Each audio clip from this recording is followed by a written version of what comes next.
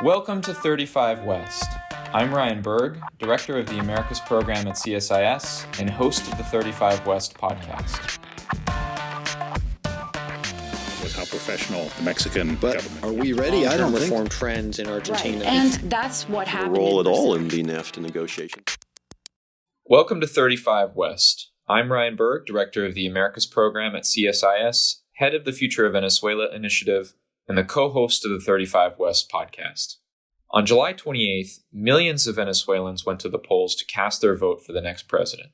Despite repressive, unfree, and unfair conditions, the opposition candidate, Edmundo González Urrutia, won an overwhelming victory according to more than 80% of the vote tallies published by the opposition.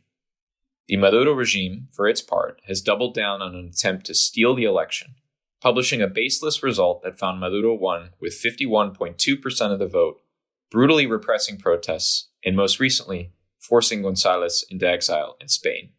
International diplomatic and economic pressure on Maduro will be decisive in determining whether these attempts to steal the election will prevail, or if there is the potential for change in Venezuela ahead of the official inauguration in January 2025.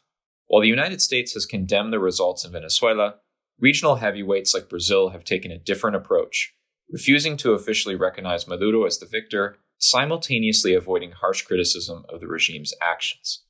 To help us unpack Brazil's policy towards Venezuela and the broader regional and international dynamics of the ongoing electoral crisis, we are honored to be joined by Thiago de Aragão, a senior associate with CSIS and CEO of Arko International, a political risk analysis firm based in Brazil. In this episode, we will dig into the relationship between Lula and Maduro, the reaction to the election within Venezuela, and the likely future decisions for Brazil's Venezuela policy. Thank you so much for joining us today, Thiago. It's a pleasure, and thank you very much for the invitation. In addition to sharing some 2,000 kilometers of borders, the leaders of Brazil and Venezuela have a long history with one another. Lula's first 2 terms as president coincided with the rise and consolidation of Chavismo as a political movement in Venezuela. Since his election in 2022, Lula has met with Maduro on a number of occasions, receiving the Venezuelan leader on a controversial state visit in 2023. This closeness between the 2 presidents has led many to suggest that Brazil can be the key interlocutor with Caracas. Thiago, let's begin there and have you sketch a scene setter for us. How much influence do you think Brazil wields in Venezuela? And what is the state of the Lula-Maduro relationship at present? Brazil has and carries some influence with Venezuela, mostly because of the recent history, as you mentioned. The past of approximation between Lula and Chavez is something that was very strong to build up where we are now in the Brazil-Venezuela relations. It is important always to remember that although the 2 countries are closed, and when I mean the 2 countries, I mean this political group that currently rules Brazil through Lula, they are close to the Venezuelan regime. But overall, there are at least 3 other countries that have bigger leverage in Venezuela than Brazil, like Russia, Cuba, China, and to a certain extent Iran as well. They also have a lot of influence. But Brazil shares this border, shares the commonality of several issues, but also back in the beginning of Chavismo, Brazil was one of the most important legitimacy forces that Chavez needed at the time. Because if by one side, Lula was engaging with the world and becoming respected in the world and having a sort of credibility that Chavez lacked, he was able to borrow some of those credibility signs from Lula. Over the years, this relationship maintained a level of importance, but it was conducted much more by the Workers' Party in Brazil rather than the Brazilian government towards the Venezuelans. The relationship between Lula and Maduro is not the best. And it's not because of the last incidents or the last things that happened in Caracas.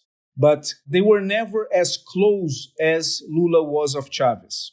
Maduro's proximity with Brazil has been happening much more through the figure of Celso Amorim, the foreign advisor of Lula. And it's very important this because in 2005, I believe it was 2005, when Hugo Chavez was thinking of appointing Maduro as his Minister of Foreign Affairs, he asked for Lula to send Celso Amorim, his Minister of Foreign Affairs at the time, in order to talk a little bit with Maduro. And both of them developed a very strong relationship, Celso Amorim and Nicolás Maduro, which carried until today. While Lula, he always looked at Maduro with a little bit of skepticism, and now even further, even deeper, because of what happened. In a nutshell, the Brazilian government understands that they have a huge negative situation in their hands right now. And the relationship between the two countries, the history of relationship between the Workers' Party and Venezuela is not necessarily enough for Brazil to position itself pro-Maduro no matter what. Lula himself has been quite inconsistent on Venezuela, Thiago. He described Venezuela's election process as, quote, standard and orderly, and characterized Maduro as someone committed to democracy, even as evidence mounted to the contrary. He also refused to call Maduro an authoritarian, instead admitting only that Venezuela was a, quote, unpleasant regime, end quote, with a, quote, bias. What would it take, in your opinion, for Lula to change his tack on the Venezuelan elections and take a different position? First of all, the evidence and the facts. I think it's very hard for Lula to, it's what we say in Brazil, you cannot put lipstick on a donkey and it's still going to be a donkey. You know, it's something that you cannot change completely the reality of things based on your personal desires. And although Lula, in the beginning of the electoral term in Venezuela and right prior to the elections in Venezuela, he had a more optimistic approach towards Maduro, he was doing this not because of Venezuela, but mainly because of the Workers' Party. The relationship between the Workers' Party and the Bolivarian Party in Venezuela is extremely close. And this was basically the fuel for Lula's biased and pro-Maduro behavior prior to the elections. But, again, evidence, the facts, and how it was clearly manipulated, it was hard even for Lula to question that or to position himself in the same way that he was positioning weeks before the elections. It is a major problem because the expectation from the Workers' Party was that loyalty should play a major role in there. But this is not enough. And Lula, he brought in a change of heart for several reasons. First, because of the facts and evidence. Second, because Lula understands that if he demonstrates weakness in his narrative and perception towards democratic values, it is something that will show even more the incongruencies of his behavior, especially given to what happened in Brazil in January of last year when he was taking office. So this is extremely important for him. Third, Lula is somehow a victim of misinformation, even if the misinformation is produced by themselves, by the government itself. Celso Amorim, probably when he was invited by Maduro to follow the elections in Caracas, he had transmitted to Brasilia all the assurances necessary that everything was going well. So Lula, he was receiving a briefing from his foreign advisor that turned out to be different than reality. And in order to amend this, Lula must stick to the plan of pragmatism, at least in order to ameliorate and improve his image globally, which is being affected by a lot of incongruencies of positioning towards several countries in the world, whether it's pro-Venezuela, whether it is in relation to Russia, etc. Lula needs to demonstrate some pragmatism and to embrace the facts, even to protect himself from the way that the international community looks at him. Brazil is also home to more than 500,000 Venezuelan migrants and refugees. What has been the reaction of this group and more broadly Brazilian civil society to the election and its aftermath? Well, the Brazilian civil society is just like the civil society in the majority of the countries. They understand how bogus the electoral process was in Venezuela. We know that the attempt to generate results that were at least convincing to the eyes of the allies was something that the Venezuelan regime was working already for a long time on it.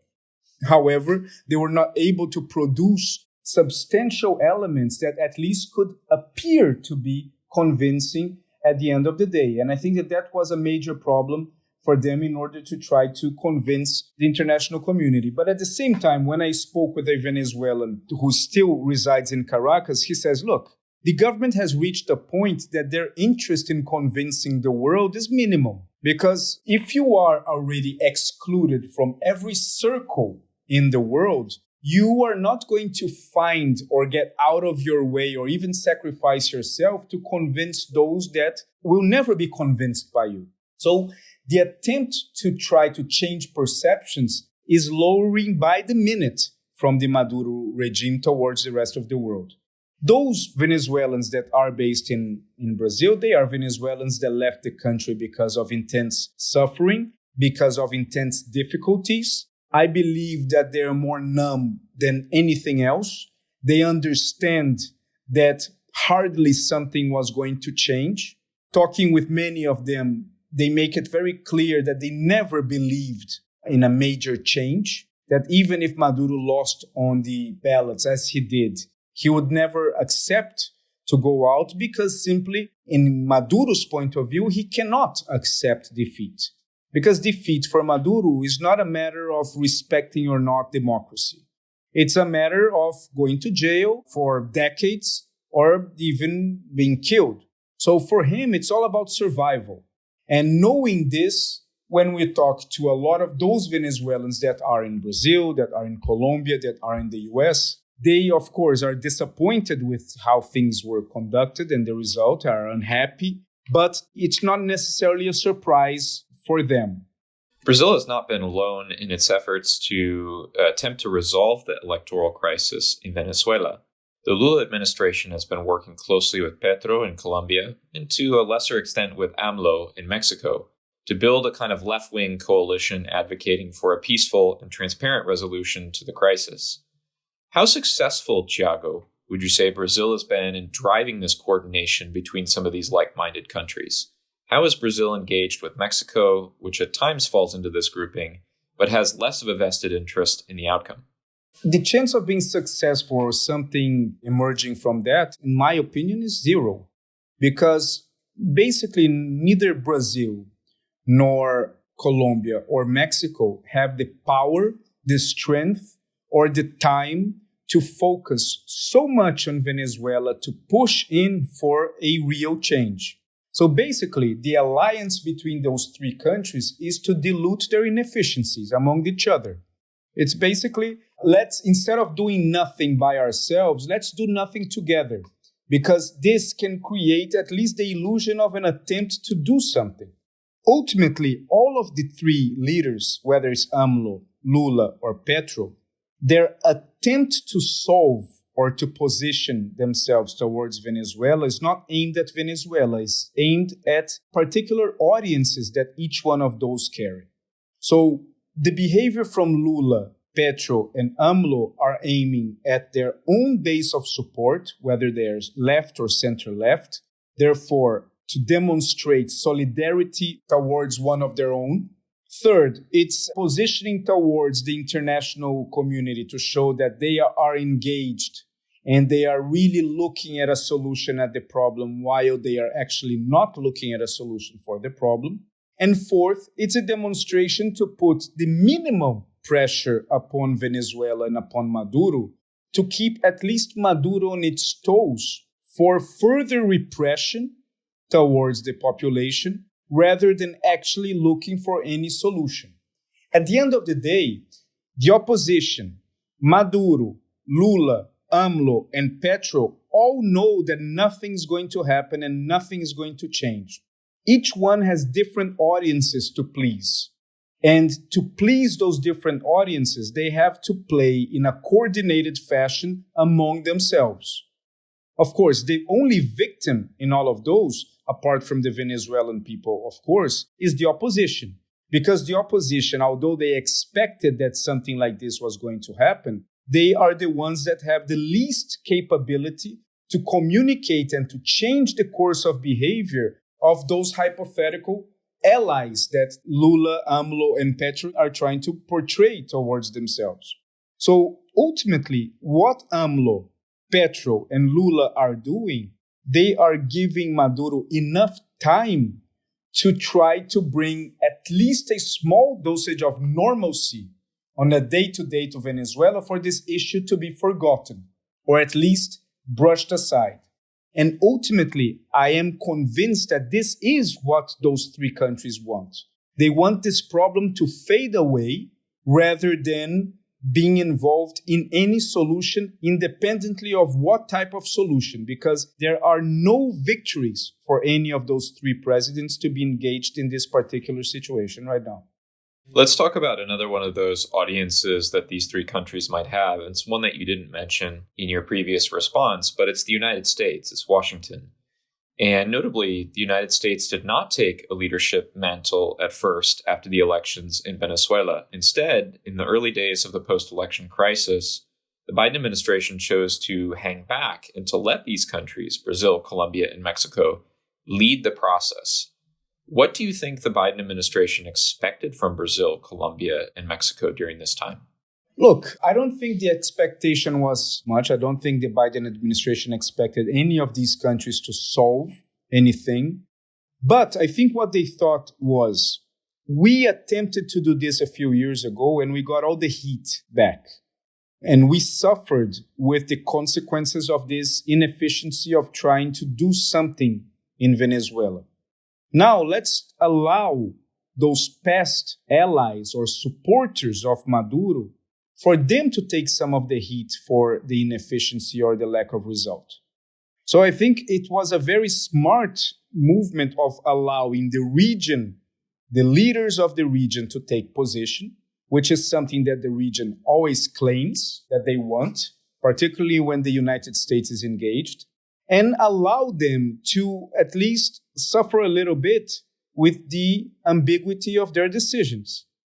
So I think it was the correct movement. And then we can add all extra and other factors like the electoral period in the US. It's not something that Biden will pick up a fight like this if he has much bigger fights that he needs to pick up internally and even in international relations of what's going on in the Middle East, in Europe, etc. So this is a minor issue that those three countries historically did very little to do anything to prevent what's happening in Venezuela. They were always very good in complaining about the US approach towards Venezuela. And now it's a fantastic situation for them to be able to do something in which they won't. So I think it creates some sort of record among those countries that to demonstrate to them that it's not as easy as many of them thought in the past. Of course, these countries aren't the only ones trying to work on resolving the crisis in Venezuela. At the same time, a number of other countries like Panama, the Dominican Republic, and Ecuador have firmly denounced Maduro's self-proclaimed victory. How does Brazil view the actions of this grouping, that is to say, the grouping of countries which far outnumbers Brazil, Mexico, and Colombia, the group of countries that signed the so-called Declaration of Santo Domingo? Well, officially, Brazil positions itself with more caution and even treats the responses and the actions of those countries with caution, basically saying that we need more time, we need to solve this pacifically, we need to solve this peacefully, we need to solve the situation diplomatically, and we should not hurry on to a decision. Extra officially, Brazil agrees with what all those countries are doing, and Brazil understands that there is absolutely no way that they can recognize Maduro as victorious. And that puts a major problem in the current Brazilian administration because Lula knows that he cannot, and Lula won't recognize Maduro, but he will face severe problems when the inauguration date arrives, because then it's something that he needs to make a decision. Until then, he won't recognize. He has spoken so much about it that he's now kind of a hostage of his own promises, such as expecting that the official results be shared with him, that the results from the ballots to be shared with him. That was his number one demand. This is something that Maduro is always promising for next week, and this next week will never come. So Lula understands that his hands are tied. So ultimately, what he wants is much more a matter of solving a problem internally with the Workers' Party that is still very strong with some of its members, not all of them, but some of its members, in immediately recognizing Maduro as the victorious. So Lula will have to solve this situation internally. And depending on how he's able to solve this situation internally, he will act more explicitly or timidly towards Maduro. Meanwhile, he understands with the position of all those other countries, he understands that there are currently no reason, no basis to recognize Maduro. And basically, he's waiting for something new to emerge between now and then in order to take a decision and to make a decision. But right now, he sees himself in a very, very awkward situation. So let's look beyond the inauguration in January 2025. This was an argument that a lot of countries in the region made when we recognized the interim government of Juan Guaido, which is to say there was de facto and de jure power. And the question, of course, is whether Lula may in fact come to some kind of modus vivendi with Maduro over a continued estrangement, recognizing, in other words, the fact that Maduro is in power in Caracas, even if we don't recognize him and his legitimacy. Look, this is something that is extremely, extremely complex because also I don't see any movement from Lula in recognizing Edmundo as the president. So this is not something that he's going to do as well.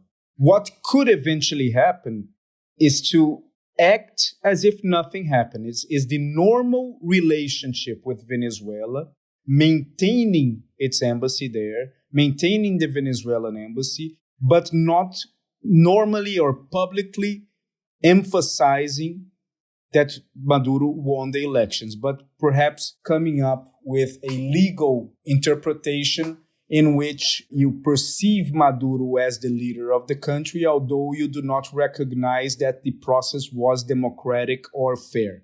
It's basically excluding the democratic aspect of it in terms to accept the existence of Maduro as a leader. In that sense, what they would do is to focus on the decision of the Venezuelan Supreme Court and recognize the decision of the Supreme Court, not of the ballot, which would be a very, very complex political and diplomatic Cirque du Soleil in order to come up with some sort of explanation for that. But it's part of the cost of the situation that Lula dug out for himself. In a way, a situation that Celso Amorim helped to generate by giving all assurances to Lula that everything was going well, that everything was fine, and that the elections were legal. So it is a major pickle that we have to see. And whether this will lead to a further deterioration of the relation, it will depend much more on Maduro than Lula. If Maduro's expectation is for Lula to give a full agreement and to recognize its full victory, then this will strain the relations. But if Maduro expects only Lula to be soft in his criticisms and in his approach, perhaps this is good enough for Maduro for things to keep on going. I think that's a really good, nuanced explanation, Thiago, of what's going on here. I want to shift the conversation now to Venezuela, particularly its strategy for survival. We saw that Venezuela was considered as one of the countries in a potential upcoming expansion of the BRICS grouping, a cause that Brazil previously championed under Lula, but now some of the reporting suggests that Venezuela will not be included in a list of expansion countries, and that may well have been because of Brazil's concerns of including Venezuela in an expansion list. How important, in your view, is the current situation in Venezuela for Maduro's BRICS membership bid? I think it's extremely important, and not only Brazil also has doubts in endorsing Venezuela, but I think China also sees that as a major problem. The reason is that Venezuela is the first international experience of China of dealing with a default. Until now, China hasn't dealt with a default in the level that they have with Venezuela. The amount of money and financing that they gave over the past years, that was the typical oil for credit type of agreement. But that only works if you have your capability of extracting oil up to date. And Venezuelan oil is not a simple oil for you to extract. It's lumpy, it requires refining. And furthermore, it requires a constant technological update. So when you have the flow of credit pouring in Venezuela and the outflow of oil decreasing considerably, Venezuela had no other option but to secure part of these loans that they obtained from China through assets and giving land, contracts, benefits within the country. That basically is something that China had no other option but to accept. China, normally, since Chavez, never had an ideological preference in Venezuela. They had a business preference in Venezuela.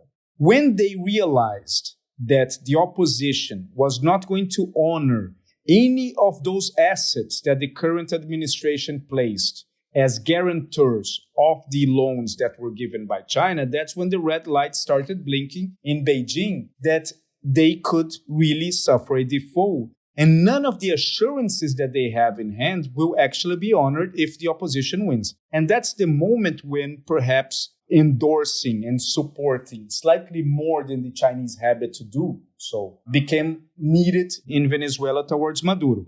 More than that, when we look at Maduro's entrance or Venezuela's entrance on the BRICS, it's something that it can create problems for Brazil, naturally, but it further down the line can also create problems for China because then it would be, in a way, the formalization of recognizing Maduro as the president. Because the moment that he signs a deal that puts Venezuela inside the BRICS, this is something that, at least right now after the election, is problematic. So the chances of this happening from now on are slim compared to before. But in a way, in a very extra-official way, Venezuela is already part of the BRICS.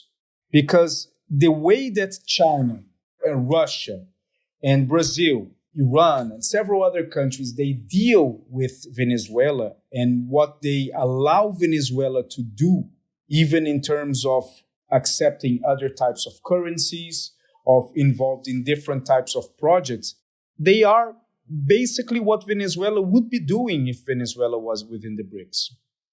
So it is something that it's happening nevertheless. And the BRICS expansion, it's something that for me, it's a brilliant idea from the Chinese as a way to create or force the creation of an ecosystem of countries that somehow, most of them, including the new countries that are members of the BRICS, they have difficulties accessing the dollar or being allowed to have the dollar. So as part of the idea of the Chinese government to expand the usage of yuan and to stimulate other countries to have yuan as reserves, nothing better than putting together a club of countries that cannot have the dollar or are not capable of creating reserves in dollar. Because their only choice is to create those reserves and to generate reserves in yuan.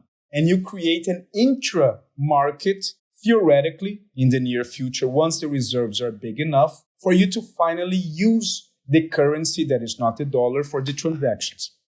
In this sense, Venezuela is already part of it.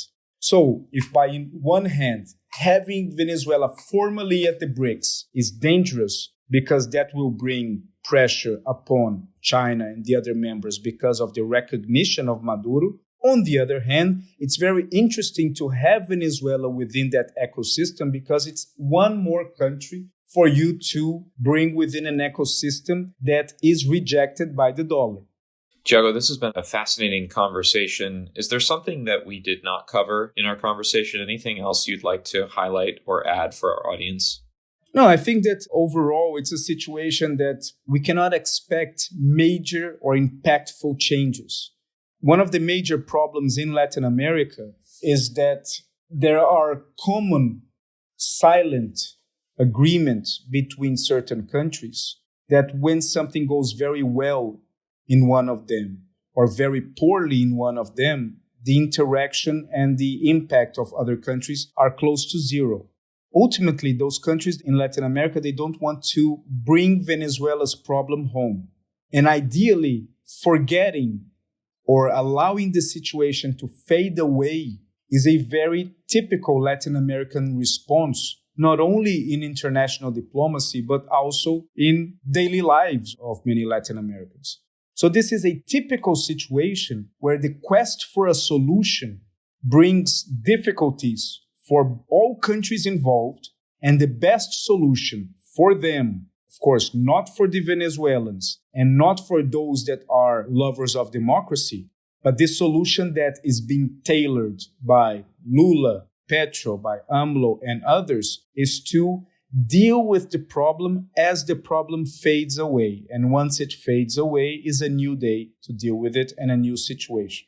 Thiago de Aragão, Senior Associate at the CSIS Americas Program. Thanks so much for joining us on 35 West. We appreciate you taking the time to speak with us. For you, thank you for joining. Stay tuned for the next episode of 35 West.